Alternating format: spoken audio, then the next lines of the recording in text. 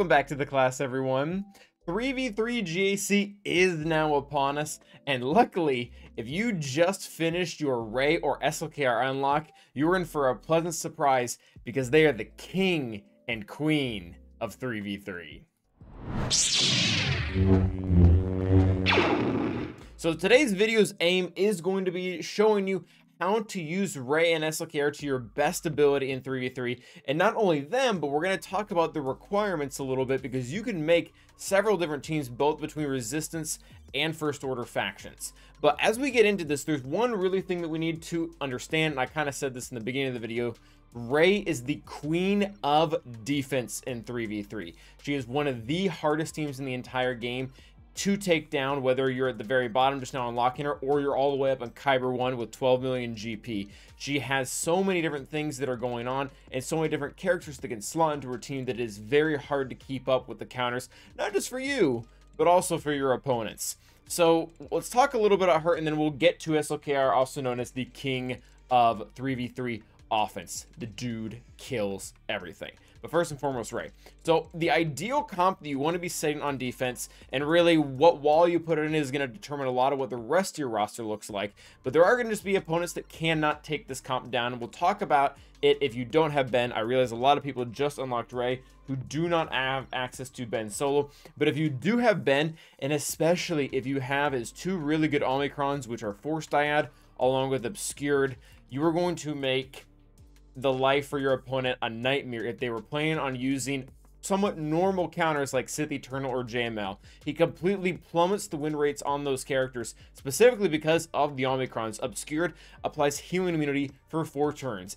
It pretty much makes it so that C cannot recover from this, because when he goes up against him and he can apply this to Sith Eternal has to endure both a whirlwind as well as an ultimate ability from Rey, and the vast majority out there can't do it. It doesn't even matter if they bring Watt, because Watt can't give protection back to C because healing immunity blocks that. So that is really one big factor that he brings to the team. The other big thing that is very annoying for JML, and quite honestly JML didn't have the biggest shot against Rey in 3v3 to begin with, but constantly reviving every single time the enemy leader begins their turn makes it very challenging for JML to kill both Ben and Rey, because if Ben isn't dead, you can't kill Rey. And the issue is in 3v3, the enemy team is going to have JML and 2 side Jedi.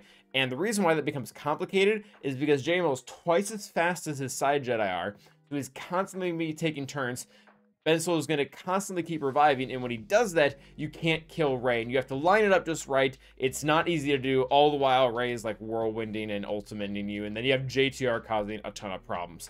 So for the most part, this is one of the best comps. Now, there is one main thing that we've left out so far that Ben Solo doesn't really stop, that JTR makes a lot more complicated, and that is the Star Killer comp. Star Killer does actually have a really good shot against Rey in 3v3, really regardless of the comp, but he has a lot of trouble with any comp with JTR in there because of what her Virtuous Protector Zeta does. Whenever Rey suffers a debuff, she has a 40% chance to dispel all debuffs on herself.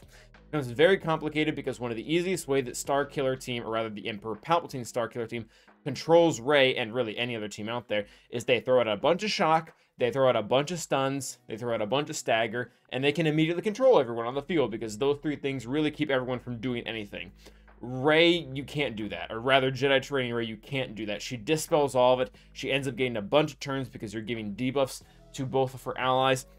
And then when she actually takes a turn, it's relevant. It matters, because she has Defiant Slash, which is similar to Ben's Omicron for Obscured, except for instead of 4 turns, it's only for 2 turns healing immunity. So it doesn't completely ruin some counters like C, but it can open up some RNG slots to make it very difficult for him to win. And then Mind Trick is very annoying, because if they get an ability block on a key character at the wrong time, that can also be bad for the opponents. One of the other things, oh, I didn't mention this, this is really nice, the Defiant Slash does, is she has to call in a targeted resistance ally. The only resistance ally on this team in this comp is going to be Rey, so she's always going to be cleansing Rey, and having a debuff on the enemy Rey when you're using Star Killer is very important, because that's how you reduce her damage, not just by applying offense down, but any debuff applied to any enemy is going to reduce damage onto the Star Killer team. So this just makes it so that Rey can enter ultimate, your enemy thinks everything's fine, Rey has offense down, JTR cleanses her, and next thing you know, your whole team gets blown up because you couldn't reduce the damage,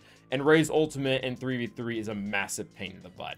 So that is the ideal comp. If you don't have Ben, you can't field it.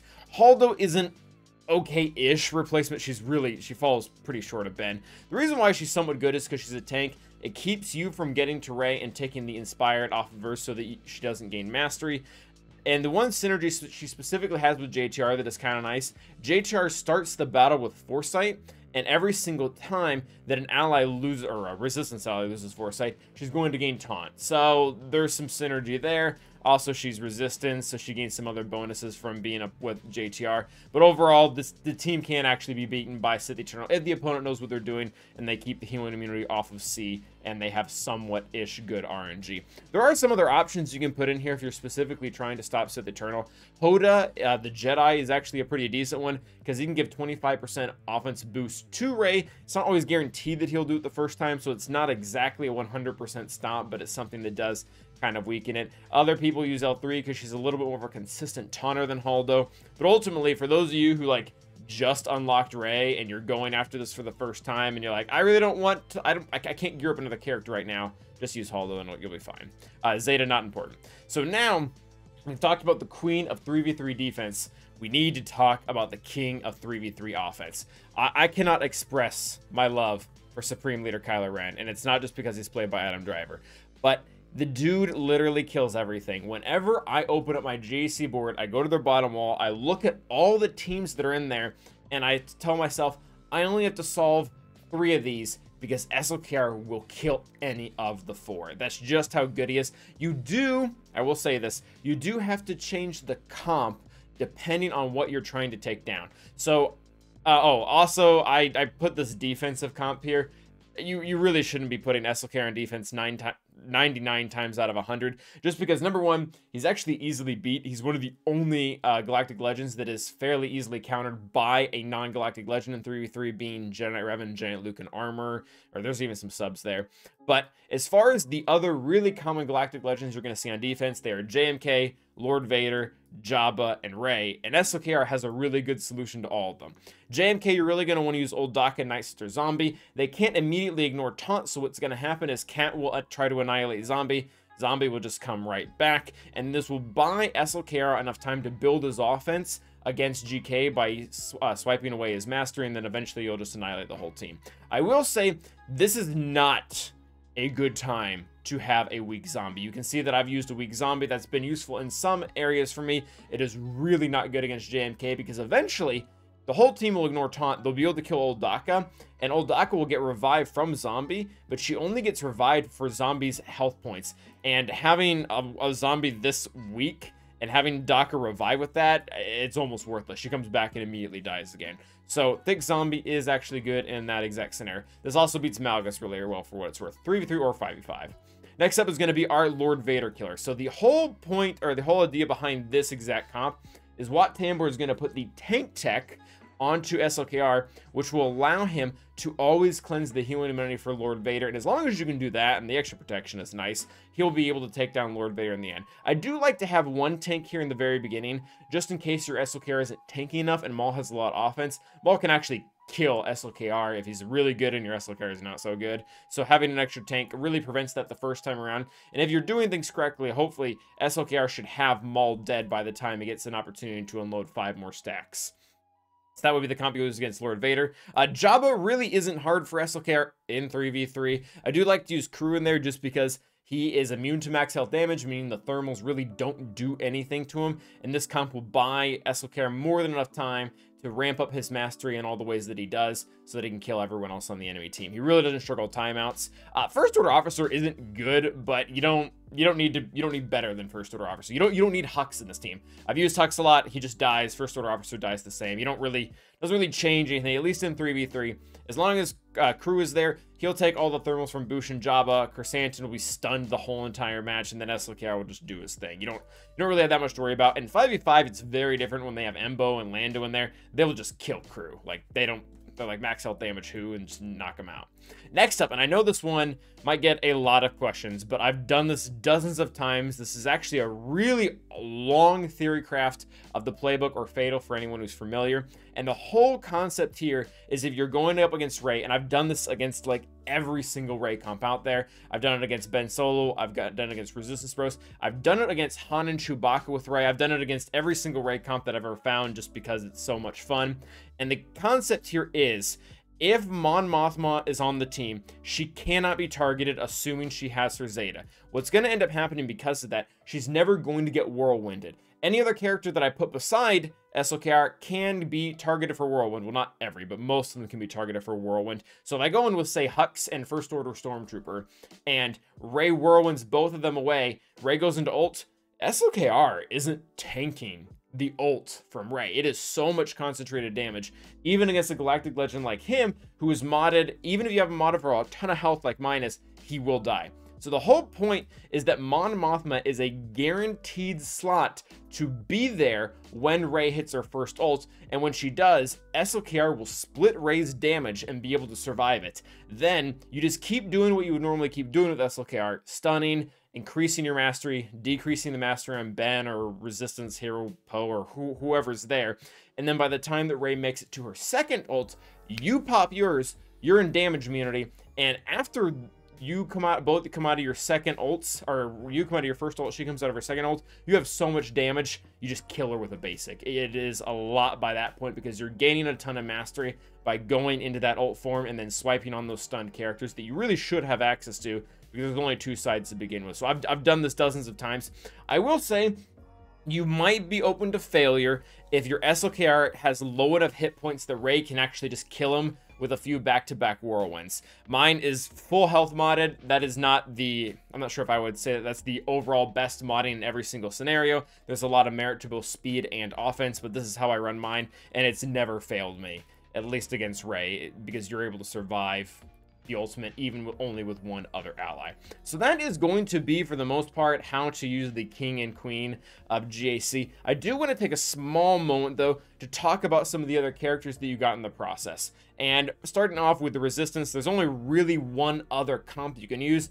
I'm really pushing JTR to be used with Rey. You can use her outside of that and get a weaker Rey team that's a lot more susceptible to Star Killer. It's ultimately up to you, what you're facing, what you're doing. But I love, well, actually, I hate is probably the better verb here. I hate this top team. Every single one of these characters has a cleanse on their special, and Finn's leadership allows them to constantly reduce their cooldowns. So unless you constantly have all three of them ability blocked or stunned, they keep cleansing each other, and it's just a huge mess. They build up a bunch of exposes, they keep gaining turn meter, they do a ton of damage, there's 2 mass assists, it's a huge mess. There are counters that can beat it, like Jedi Knight Revan, similar to 5v5, but overall, it's just not a fun thing to go against. If you don't have Zori, because she wasn't really required for Rey, you can put in Resistance Hero Poe, but then it becomes susceptible to, quite honestly, a lot of other counters, but that's a thing. First Order actually has a ton of options for 3v3 to be able to make multiple comps. If you have the First Order TIE Pilot Omicron, you can use with this glass cannon comp. What we mean by glass cannon is they deal a ton of damage, they can't take a hit. So you can bring this Hux, Lobster, and First Order against someone. There's a lot of times where Hux's initial mass attack, where he'll call everyone to assist, will just completely kill a character. And if you can do that, 3 versus 2 is a lot easier to handle than 3 versus 3. So pretty good comp, but you're missing some integral pieces like a tank, but you can't put a tank without taking in the other, so whatever.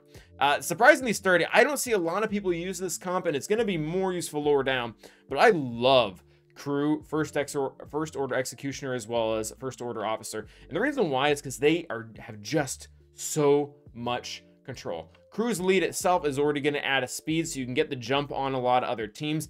And then there's just so much turn meter involved in the team. Whenever they critically hit, they gain 20% turn meter.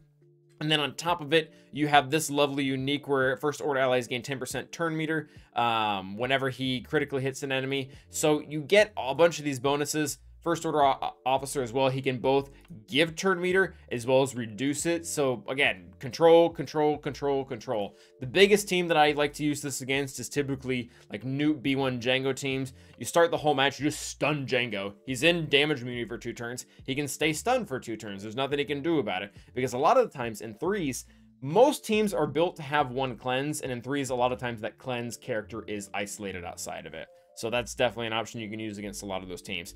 And finally is going to be Xylo. And I'm saying this because I think a lot of newer-ish players probably aren't aware of it. But if you have an R7 Kylo Ren, especially with his Zeta on Unstoppable, that gives him protection, or not that one, it's this one, it's Outrage, there it is. He gets protection equal to the damage dealt. He can solo a lot of low-level teams. One of the biggest examples of this is Karth, because how his unique works is he gains a bunch of stacking stacks every single time he takes damage, or he gets a debuff, whether it be defense, offense, as well as speed. So you take him against, say, a Karth team that is loaded with damage over times, they load him up to have like 15 or 20, and then he just starts one-shotting fools. Doesn't also hurt that he has healing immunity so that he can get through those rougher to hit targets, and then he can just get turn after turn after turn with the amount of speed boost he's getting from those debuffs. So overall, you have a lot of options here with the first order as well as resistance, or more first order than resistance, but still. And then again, you have some of the best characters in the whole game, assuming you have Rey and or SLKR, maybe even both. But that is going to be it for today. Let me know what you guys think, and as always, stay awesome.